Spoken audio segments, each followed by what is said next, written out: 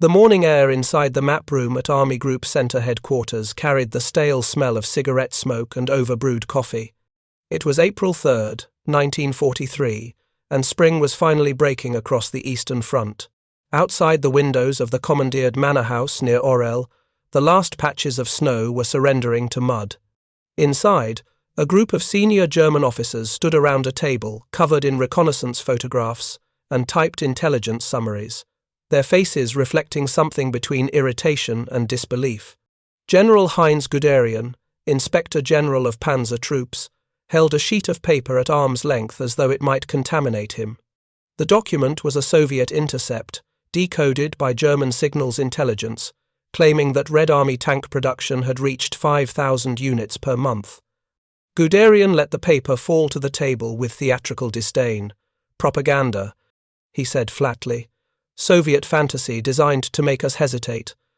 Around him, other officers murmured agreement. The figure was absurd on its face. Germany, with the industrial might of the Ruhr and occupied Czechoslovakia, was struggling to produce 300 panzers monthly. The Soviets, whose factories had been overrun in 1941, whose machinery had been bombed or captured, whose skilled workers had been killed or conscripted, could not possibly be outproducing the Reich by such margins. It defied logic.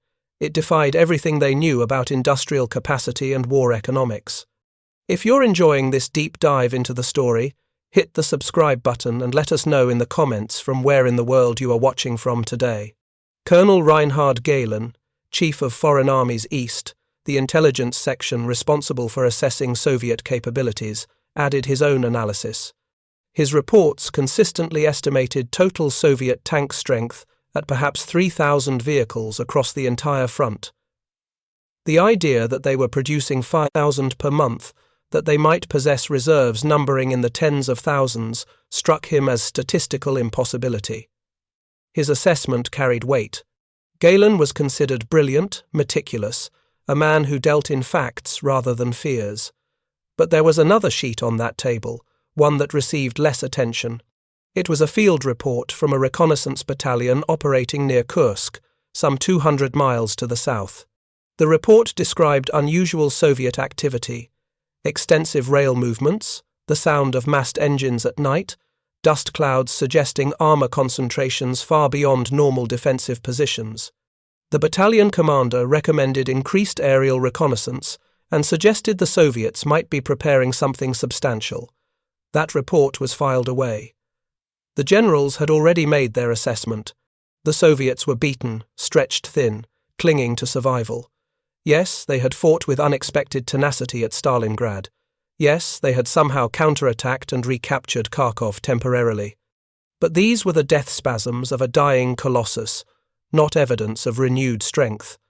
Germany was preparing Operation Citadel, a massive pincer offensive designed to encircle and destroy Soviet forces in the Kursk salient. It would be the decisive blow that had eluded them in previous summers. The generals were confident. What none of them could see from that map room, what their intelligence had failed to grasp, was that 600 miles to the east, in a city that no longer appeared on any map, something unprecedented in military history was taking place. The Soviets were not merely surviving. They were building an entirely new form of industrial warfare, one that would shatter every assumption the German High Command held about modern combat. Within 3 months, those same generals would stand in different rooms, reading different reports, their confidence replaced by something far more corrosive, the realization that they had been catastrophically, perhaps fatally, wrong. To understand how the German General Staff could dismiss such numbers as propaganda, one must first understand the world as it appeared in the spring of 1943. The Eastern Front had consumed 2 years of brutal combat, and by nearly every visible metric, Germany seemed to hold the advantage. Yes, the Wehrmacht had suffered its first major defeat at Stalingrad in February, losing an entire army. Yes, the advance had been halted, but the broader strategic picture still favoured Germany in ways that shaped how its commanders interpreted intelligence. The war had begun in June 1941 with Operation Barbarossa, the largest invasion in human history. 3 million German and Axis soldiers had crossed the Soviet border, supported by 3,000 tanks and nearly 3,000 aircraft. The advance had been devastating. In the first 6 months, German forces had penetrated 500 miles into Soviet territory, captured 3 million prisoners, destroyed over 20,000 Soviet tanks, and occupied regions containing 60% of Soviet coal production, nearly 40% of grain production, and millions of industrial workers. The Soviet tank force, which had numbered over 20,000 vehicles in June 1941, had been effectively annihilated by the end of that year. German after-action reports documented endless columns of destroyed T-26 seconds, BT-7 seconds, and the heavier KV-1 second, most abandoned due to mechanical failure or lack of fuel rather than enemy action. Soviet industry appeared shattered. The great factories of Leningrad were under siege. The industrial centers of Ukraine were occupied.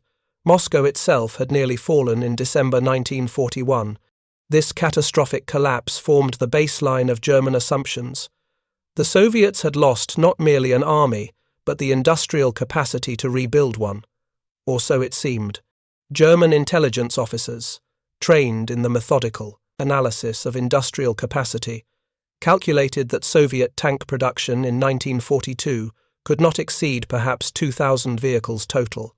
They based this on known factory locations, steel production capacity, and the simple mathematics of industrial output. A factory could only produce what its machinery, materials, and workforce allowed. The Soviets had lost most of their factories. But there was a fundamental misunderstanding embedded in this analysis, one rooted in how different nations approached industrial war. German tank production was artisanal, almost medieval in its craftsmanship. Each Panzer IV required approximately 5 months of labor. Each Tiger, the heavy tank now entering service, required an astonishing 10 months. This reflected German engineering philosophy: build superior machines with close tolerances, precision manufacturing, and complex systems. A German tank was expected to last years with proper maintenance. Soviet philosophy was entirely different, though the Germans had not yet grasped this. Soviet tanks were designed for mass production and brief lifespans. A T-34 medium tank required roughly 1 month of labor, employed stamped parts instead of machined components, and accepted tolerances that would horrify a German engineer. The transmission might last only 500 miles. The engine might burn oil. The turret might leak rain. But it could be produced in vast numbers, and in the Soviet calculation, quantity possessed its own quality. More critically, the Germans had failed to account for one of the greatest industrial evacuations in history. As German armies advanced in 1941, Stalin had ordered entire factories dismantled and shipped east beyond the Ural Mountains. Trainloads of machinery, some 1,700 factories in total, had been moved to cities like Chelyabinsk, Sverdlovsk, and Nizhny Tagil. Workers and their families traveled in unheated freight cars through the Russian winter. Thousands died in transit. But the machinery survived. In the Ural city of Chelyabinsk, Soviet planners created what workers would call Tankograd, Tank City. 3 major factories, previously producing tractors and railway equipment, were merged into a single, massive complex dedicated entirely to tank production. By early 1943, Tankograd alone was producing over 300 T-34 seconds monthly. It operated continuously, 3 shifts of workers, each shift lasting 12 hours. Women comprised over half the workforce. Teenagers operated lathes and welding equipment. The conditions were brutal, the pay minimal, the food insufficient. Yet they built tanks. Across the Urals, in factories that German intelligence did not know existed or believed non-functional, similar production was underway. Nizhny Tagil produced the T-34's hull and turret. Sverdlovsk manufactured engines. Kirov in Chelyabinsk built the Christie suspension systems. The components travelled by rail to assembly plants, where they were joined into finished vehicles. The scale was unprecedented. By spring of 1943, Soviet monthly tank production had indeed reached approximately 5,000 units, split between T-34 medium tanks, light T-70 seconds, and smaller numbers of heavy KV-85 seconds. This industrial surge was supplemented by Lend-Lease aid from America and Britain. While Soviet propaganda downplayed this contribution, it was significant. The United States shipped thousands of trucks, jeeps, and specialized vehicles that allowed Soviet tank divisions to maintain mobility without diverting production from tanks themselves. American-supplied radios, often superior to Soviet equipment, were installed in command tanks. British Valentine and Matilda tanks, though considered inferior to Soviet designs, filled gaps in armoured strength during 1942. But the Germans, reading their intercepts and intelligence reports, saw numbers that contradicted their understanding of industrial capacity. They faced a choice: revise their entire assessment of Soviet capabilities or dismiss the numbers as deception. They chose dismissal. This was not mere stubbornness. It reflected how organizations process information that contradicts established beliefs. The entire German war plan depended on Soviet weakness. To admit that the Soviets possessed massive and growing tank forces would require reconsidering every strategic assumption, perhaps even acknowledging that the war in the East could not be won. So they filed the reports. They noted the discrepancies. And they planned Operation Citadel, an offensive designed to destroy Soviet forces in the Kursk salient through superior tactics, better training, and technological edge. They would deploy new Panther and Tiger tanks, superior in armor and firepower to anything the Soviets possessed. They would use concentrated armor formations, breaking through Soviet lines and encircling their defenders in the classic pattern of blitzkrieg that had worked so well in 1941. What they did not know, could not believe, even when told, was that 600 miles away, Soviet commanders were reading German preparations with perfect clarity. Soviet intelligence, far more effective than German counterintelligence credited, had penetrated German planning at multiple levels. The Soviets knew when Citadel would launch. They knew the axes of attack. They knew which divisions would lead the assault, and they were preparing a reception. Around Kursk, Soviet engineers were constructing defensive belts of a depth and complexity never before attempted. 8 successive defensive lines, each consisting of trenches, anti-tank ditches, minefields, and prepared artillery positions, stretched over 100 miles deep. Behind these defences, hidden in forests and ravines, Soviet tank armies waited. Not the scattered battalions the Germans expected, but entire corps of T-34 seconds, thousands of them, held in reserve for the counter-offensive that would follow the German attack. In Moscow, Marshal Georgy Zhukov, Deputy Supreme Commander, studied reports with grim satisfaction. "Let the Germans come," he advised Stalin. "Let them exhaust themselves against prepared defences. Then the Red Army would strike with a force the Wehrmacht could not imagine and would not believe until they saw it with their own eyes." The stage was set for a collision that would determine not merely a battle, but the future direction of the entire war. The German order of battle for Operation Citadel reflected both confidence and desperation. In the north, Field Marshal Walther Model's 9th Army assembled 20 divisions, including 6 Panzer divisions equipped with over 900 tanks. In the south, Field Marshal Erich von Manstein's Army Group South concentrated even greater striking power. 15 divisions, including 11 Panzer and Panzer Grenadier divisions with roughly 1,300 tanks and assault guns. Among these were the new weapons, 45 Tiger IS, each mounting the feared 88mm gun, and 200 Panthers, Germany's answer to the T-34 with their sloped armour and long-barreled 75mm cannons. The plan was elegant in its simplicity. Model would drive south from Orel while Manstein drove north from Belgorod. The two pincers would meet east of Kursk, encircling and destroying perhaps 5 Soviet armies. German intelligence estimated Soviet forces in the salient at approximately 1 million men and 1,200 tanks. It would be difficult, certainly, but achievable. The Wehrmacht had executed such encirclements before at Kiev in 1941, at Vyazma, at countless smaller battles. Superior training and technology would prevail, What German intelligence had actually failed to detect was staggering in scale. The Soviets had concentrated not 5 armies but 7, comprising over 1.3 million men. Behind the front lines, held in strategic reserve, were another 600,000 troops in the steppe front under General Ivan Konev. As for tanks, the actual number exceeded 3,500 in the salient itself, with another 1,500 in reserve. The Soviets had assembled more armor for this single battle than Germany possessed on the entire Eastern Front. The defensive preparations matched the scale of forces. Soviet commanders, knowing the attack was coming, had turned the Kursk salient into the most heavily fortified position in military history. Starting in April, over 300,000 civilians had been mobilized alongside military engineers. They dug anti-tank ditches totaling over 3,000 miles in length. They laid nearly 1 million anti-tank mines and nearly 400,000 anti-personnel mines. In some sectors, mine density reached over 1,500 per mile of front. Each defensive belt consisted of multiple trench lines connected by communication trenches. Artillery positions were prepared with overhead cover against air attack. Tank ambush positions were dug into reverse slopes of hills, allowing Soviet armor to fire on advancing Germans while remaining hull down.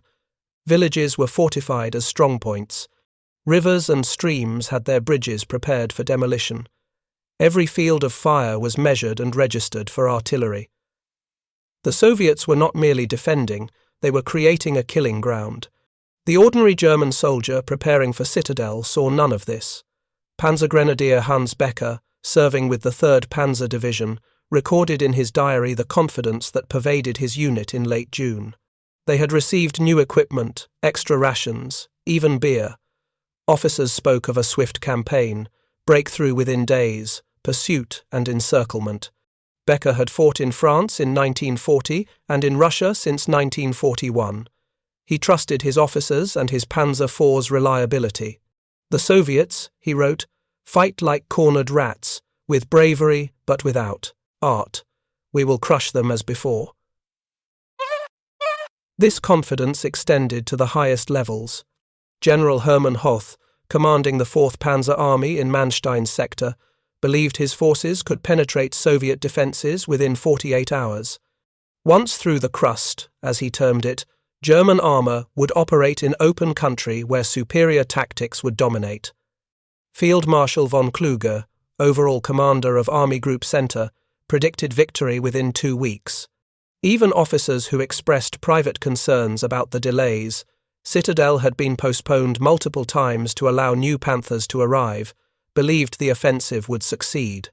The delays, however, had been fatal. Each postponement gave Soviet intelligence more time to confirm German intentions and Soviet engineers more time to dig deeper. By early July, the Red Army knew not merely that an attack was coming, but precisely when and where. Stalin, normally prone to micromanagement, had accepted Zhukov's strategy: absorb the German attack, bleed them white, then counterattack. Soviet artillery had registered every approach route. Tank reserves were positioned for rapid counterattack. Even the timing was anticipated to the hour. July 5, 1943 arrived with clear skies and summer heat. At 0300 hours, Soviet artillery opened a massive preemptive bombardment against German assembly areas. It was not devastatingly accurate. German forces were more dispersed than Soviet intelligence estimated, but it achieved something perhaps more valuable. It announced that the Soviets knew the attack was coming. The element of surprise, such as it was, had evaporated before the first German soldier crossed the start line.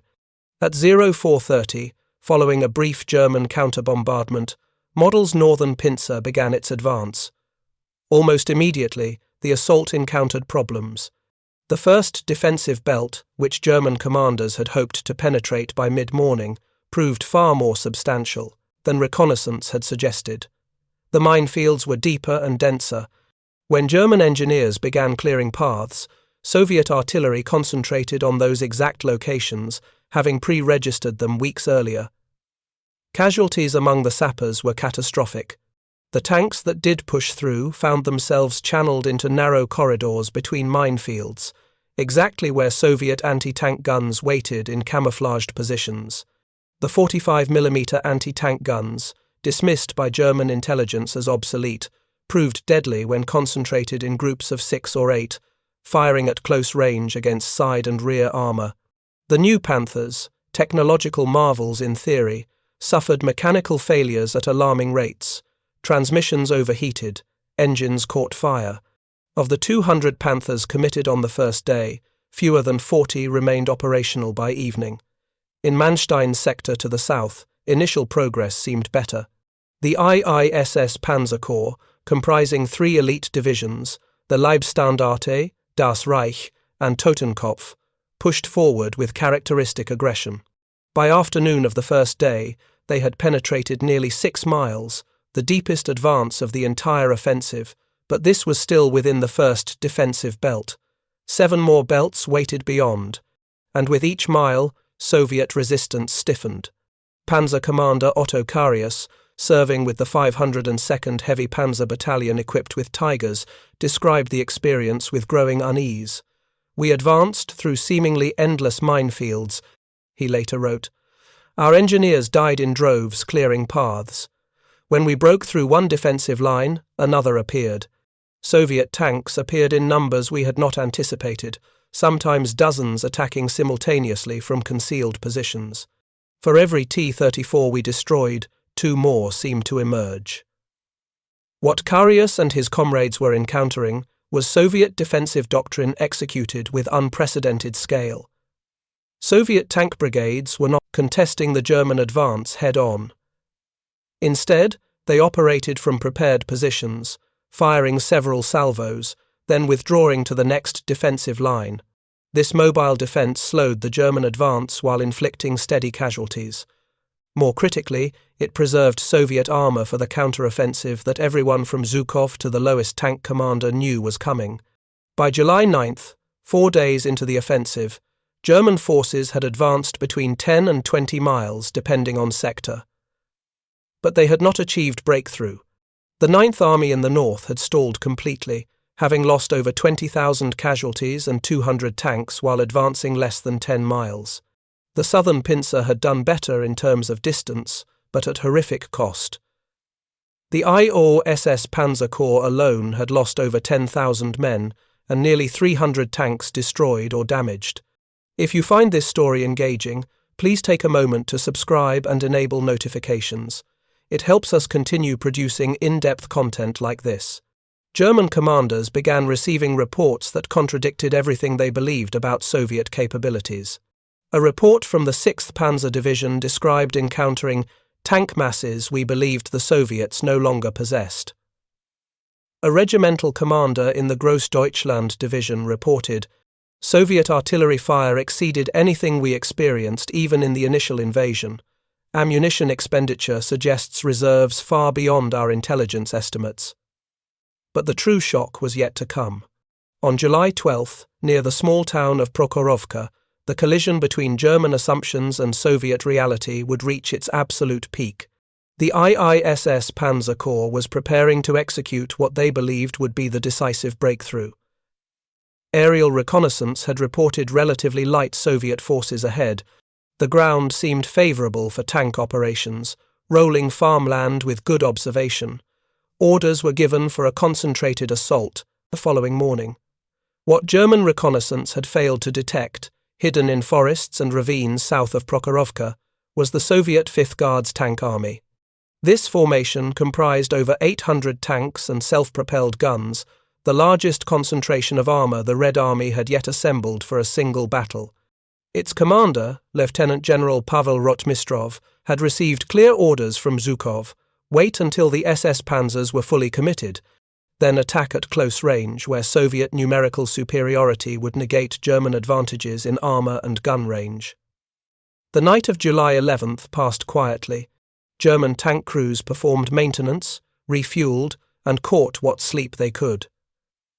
Commanders reviewed maps showing the final push that would split Soviet defenses and allow exploitation toward Kursk itself. In the Tiger and Panther tanks, crews felt confidence in their technological superiority. A Tiger's 88mm gun could destroy a T-34 at ranges exceeding 2,000 yards, while Soviet 76mm guns needed to close within 800 yards for a kill against the Tiger's thick armor. Dawn on July 12 arrived with morning mist clinging to the wheat fields around Prokhorovka. At 0800 hours, German armor began moving forward, the Leibstandarte division leading with approximately 200 tanks. The flat terrain seemed ideal, vision extended for miles. The first T-34 seconds appeared at long range, and German gunners opened fire with their usual precision. Soviet tanks began burning. Then the mist lifted completely. What the German tank commanders saw stopped them cold.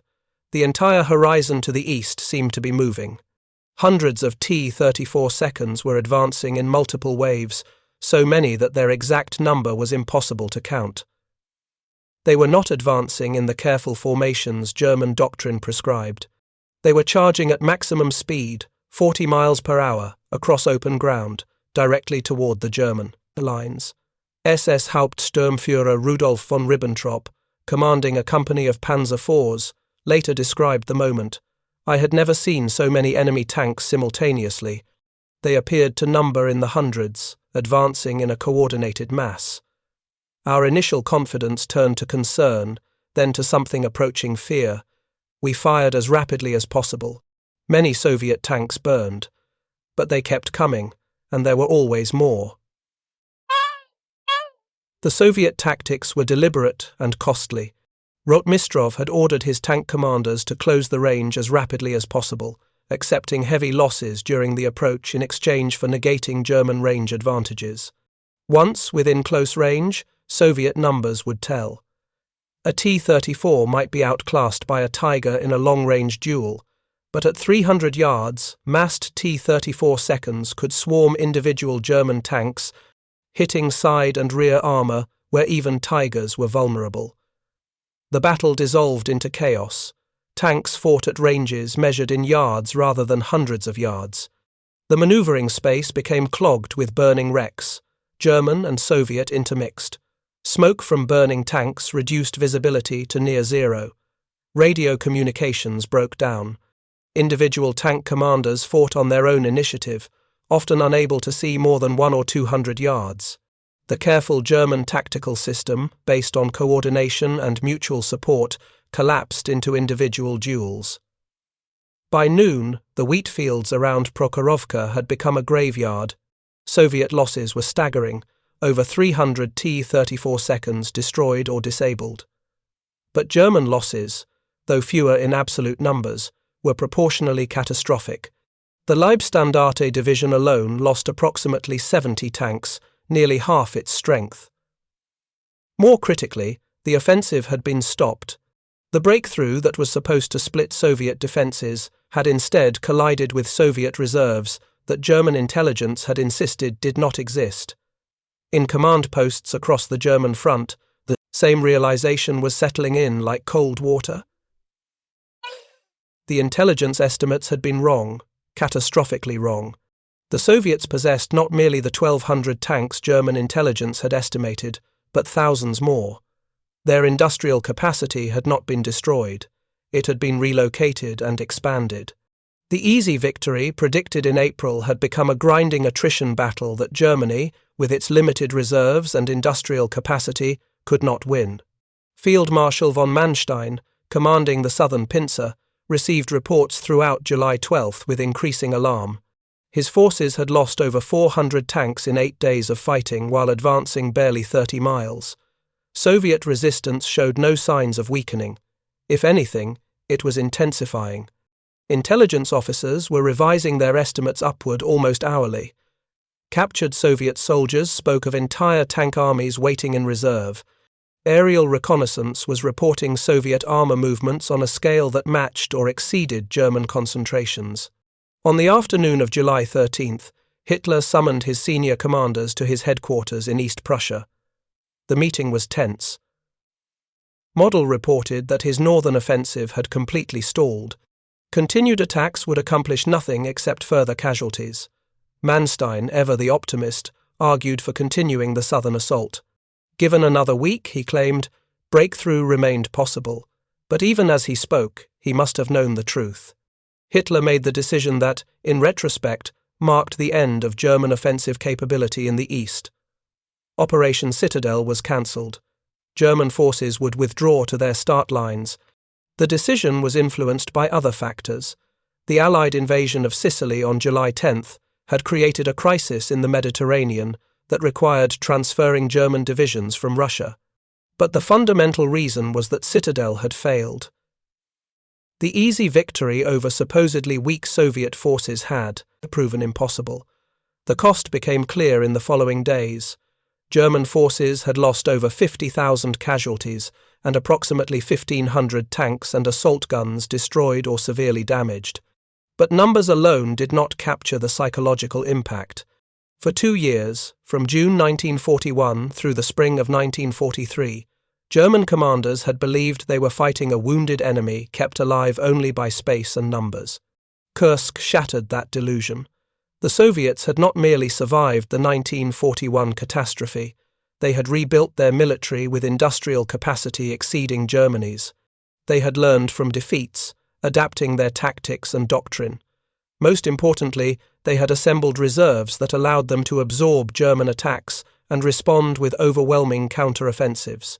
The 5,000 tanks per month that Guderian had dismissed as propaganda in April, Soviet records released after the war confirmed production of approximately 5,800 armoured vehicles in July 1943 alone. In German units across the front, officers began speaking openly about things previously whispered. Lieutenant Heinrich Harper, a medical officer with the Sixth Army's reconstituted remnants, wrote in his journal, "We are no longer fighting a backward peasant army. We face an enemy with resources and determination we failed to recognize. Every assumption that led us to invade has proven false. The realization spread beyond the front lines. In Berlin, at the Reich Ministry for Armaments and War Production, Albert Speer received detailed reports on Soviet industrial output, with something approaching panic. His analysts calculated that Soviet tank production now exceeded German production by approximately 4-1. Aircraft production favored the Soviets by similar margins. Even in areas where Germany had traditionally held advantages, precision optics, advanced electronics, the Soviets were catching up. Through a combination of Lend-Lease imports and their own crash development programs, the reversal was total. In April, German generals had dismissed Soviet capability estimates as propaganda. By August, they were revising their assessments upward and still underestimating Soviet strength. The fundamental assumptions that had guided German planning, that industrial capacity determined military power, that training and technology trumped numbers, that the Soviets were a collapsing state, all had proven false. The war in the East had not been won in 1941. It had barely begun. The immediate aftermath of Kursk transformed the Eastern Front from a fluid battlefield where German forces could still contemplate offensive operations into a grinding retreat that would end only in Berlin.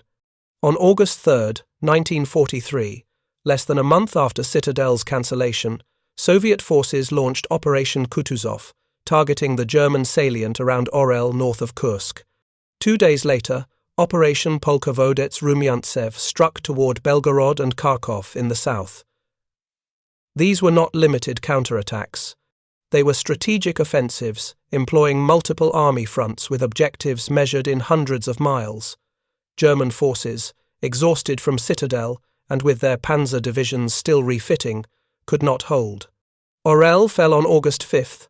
Belgorod fell the same day. Kharkov, which had changed hands 4 times already in the war, fell to Soviet forces on August 23rd. The speed of Soviet advances shocked German commanders who had convinced themselves that even if the Soviets could defend, they lacked the capability for sustained offensive operations. That assumption joined the growing list of catastrophically wrong assessments. What German intelligence officers were now documenting painted a picture of systematic miscalculation. Soviet tank production for 1943 would total approximately 24,000 armoured vehicles. German production for the same year would reach approximately 10,000. This disparity existed across every category of military equipment. Soviet artillery production exceeded German by margins of 3 or 4 to 1. Aircraft production favored the Soviets by similar ratios. Even in areas like trucks and support vehicles, where Germany had long relied on captured French and Czech equipment, Soviet output was now dominant. The human cost of these miscalculations was staggering. At Kursk itself, Soviet casualties exceeded 100,000 killed and wounded, with tank losses approaching 2,000 vehicles. But the Soviets could replace these losses within weeks. German casualties of 54,000 men and 1,500 tanks represented losses that could not be replaced at anywhere near the same rate. More critically, Germany had lost the initiative permanently. After Kursk, every major offensive on the Eastern Front would be Soviet. For the German soldiers who survived Kursk, the psychological impact rivaled the physical casualties. Lieutenant Hans von Luck, serving with the 21st Panzer Division, later wrote, "Kursk was the moment when even the most optimistic among us realized we could not win. The Soviets had become a modern army with resources we could not match. Everything we had been told about their weakness, their disorganization, their imminent collapse, had been lies or wishful thinking. This realization spread through the German officer corps with corrosive effect. Officers who had believed in ultimate victory now spoke privately of negotiated peace, or, more desperately, of holding out until some miracle weapon or political shift changed the equation. Field Marshal von Manstein, perhaps the Wehrmacht's most gifted operational commander, spent the autumn of 1943 conducting brilliant tactical withdrawals that only delayed the inevitable. He would later write that after Kursk, strategic victory in the East became impossible, and that all subsequent operations were merely attempts to avoid catastrophic defeat. The intelligence failure at Kursk prompted reforms in German military intelligence that came far too late to matter. Foreign armies east under Colonel Gehlen began treating Soviet capability reports more seriously, though Gehlen himself would later claim he had always known the truth and had been overruled by optimistic superiors. New procedures were implemented for analyzing Soviet industrial capacity. German agents in neutral countries were tasked with tracking Lend-Lease shipments to better estimate total Soviet resources. But no amount of improved intelligence could change the fundamental reality that Soviet industrial output now exceeded Germany's, and the gap was widening. In Moscow, Soviet leaders drew their own lessons from Kursk, though these were often distorted by propaganda requirements. Stalin, who had disastrously misjudged German intentions in 1941, now positioned himself as the strategic genius who had planned the Kursk victory. The reality, documented in military archives, was that Zhukov and other senior commanders had convinced Stalin to adopt a defensive strategy over his initial preference for preemptive attacks. But in Soviet historical accounts, Stalin's wisdom became the explanation for victory. For Soviet tank crews and factory workers, Kursk validated the brutal sacrifices of the previous 2 years. The workers of Tankograd, who had labored 12-hour shifts in unheated factories through Siberian winters, who had seen their rations cut to near starvation levels, who had buried co-workers who collapsed from exhaustion, now received vindication. Their tanks had defeated the Wehrmacht. Their impossible production numbers had proven real. Soviet propaganda celebrated heroes of labor who had exceeded production quotas, though it carefully omitted the coercion and suffering that had driven such productivity. The T-34 itself emerged from Kursk as perhaps the most celebrated weapon of the war. While individually inferior to German Tigers and Panthers in armor and firepower, the T-34 could be produced in numbers that made such comparisons irrelevant. A Tiger cost approximately 300,000 Reichsmarks and required 10 months to build. A T-34 cost roughly 100,000 rubles, about equal to 30,000 Reichsmarks at official exchange rates, and required 1 month to build. Soviet doctrine, validated at Kursk, held that 10 T-34 seconds would defeat 3 Tigers through numerical superiority, and the production numbers supported deploying such ratios. Western observers, particularly American and British liaison officers attached to Soviet headquarters, reported these realities back to their own governments with implications for post-war planning. If the Soviet Union could outproduce Germany while simultaneously suffering invasion and occupation, what might Soviet industrial capacity achieve once the war ended and resources could be redirected? These questions would haunt Western strategic planning through the emerging Cold War. The technological lessons from Kursk rippled through all combatant nations' military planning. The Germans, facing undeniable evidence that quality could not overcome quantity indefinitely, began desperate programs to develop war-winning weapons. The result was an increasingly irrational focus on advanced technology, jet aircraft, super-heavy tanks, V-weapons, rather than on maximizing production of proven designs. Speer's ministry would waste enormous resources on elaborate weapons that arrived too late and in insufficient numbers, while simpler equipment went unproduced. The Soviets, conversely, resisted the temptation to over-engineer. The T-34 remained in production with only incremental improvements through war's end. When a more powerful gun was needed, Soviet designers simply mounted a larger 85mm cannon on the existing chassis, creating the T-3485, rather than designing an entirely new tank. This pragmatic approach, born from necessity in 1941 and validated at Kursk, became a defining characteristic of Soviet military-industrial development. For the ordinary German soldier, Kursk marked the psychological transition from offensive warrior to defensive survivor. Letters home, monitored by German military censors, showed the shift. Before Kursk, soldiers wrote of victory and homecoming. After Kursk, letters spoke of holding out, of hoping the enemy would exhaust himself, of trust in new weapons that would surely arrive soon. Morale did not collapse immediately. The German army would continue fighting with often fanatical determination for nearly 2 more years, but the confidence that had characterized earlier campaigns had evaporated. The strategic implications extended beyond the Eastern Front. Hitler's decision to cancel Citadel had been influenced by the Allied invasion of Sicily on July 10th, which demanded transferring German divisions to Italy. But Kursk's failure made such transfers devastating. Had Citadel succeeded in destroying significant Soviet forces, Germany might have stabilized the Eastern Front with fewer divisions, freeing resources for other theaters. Instead, the Eastern Front became an insatiable consumer of German manpower and equipment, leaving inadequate forces to defend France, Italy, and eventually Germany itself. By autumn 1943, the Red Army was advancing on a front stretching over 1,500 miles. Kiev fell in November. By year's end, Soviet forces had liberated over half the territory Germany had occupied since 1941. The pace would only accelerate. In 1944, Soviet offensives would destroy German Army Group Center entirely, liberating Belorussia and driving to the Polish border. By early 1945, Soviet forces would be fighting in the suburbs of Berlin. The broader historical significance of Kursk extends beyond its immediate military consequences. The battle represented the decisive shift in industrial warfare's nature, the moment when productive capacity became as important as tactical skill or technological superiority. Germany had entered the war with arguably the best-trained army and some of the most advanced weapons systems. None of that mattered against an enemy who could absorb catastrophic losses and return stronger within months. This reality fundamentally challenged traditional military theory, which had emphasized training, doctrine, and technological edge as decisive factors.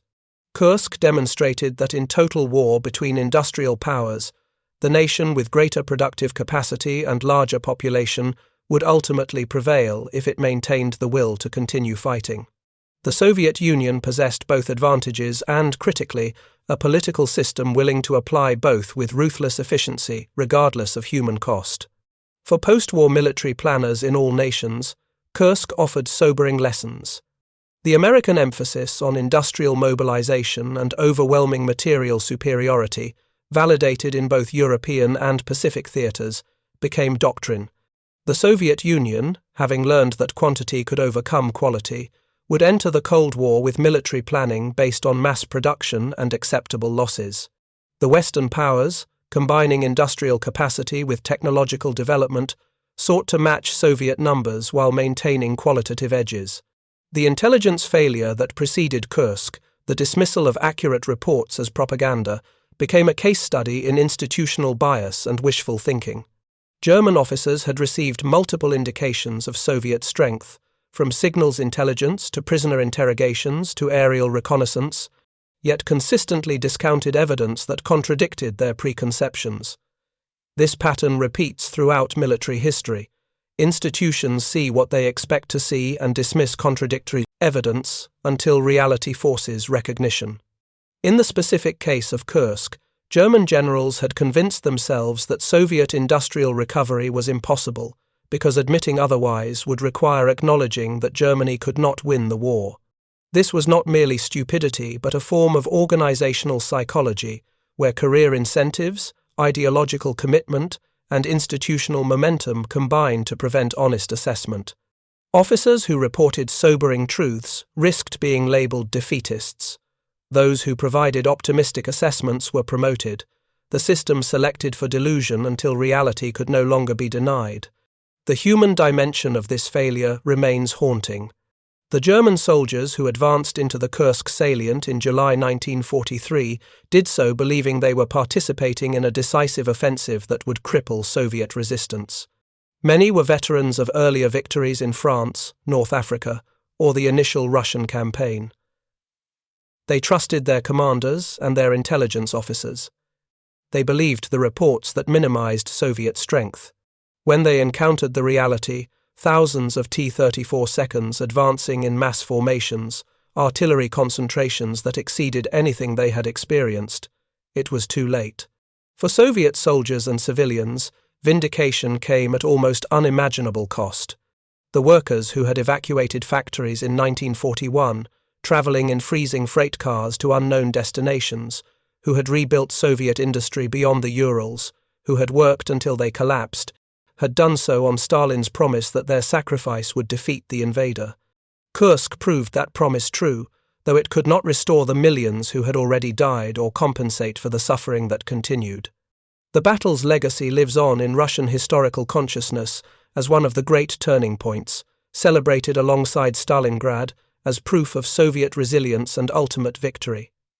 In Germany, Kursk is remembered more quietly, often overshadowed by Stalingrad's drama, but understood by military historians as the moment when strategic initiative passed permanently to the Soviet Union. In the West, Kursk remains less famous than D-Day or the Battle of the Bulge, despite involving far larger forces and perhaps greater strategic significance. What remains undeniable is that Kursk shattered the Wehrmacht's offensive capability and confirmed that Germany would lose the war in the East. The 5,000 tanks that German generals had dismissed as propaganda in April 1943 became 3,500 real tanks, destroying German divisions in July. The industrial capacity that intelligence officers had calculated as impossible proved not only possible but dominant.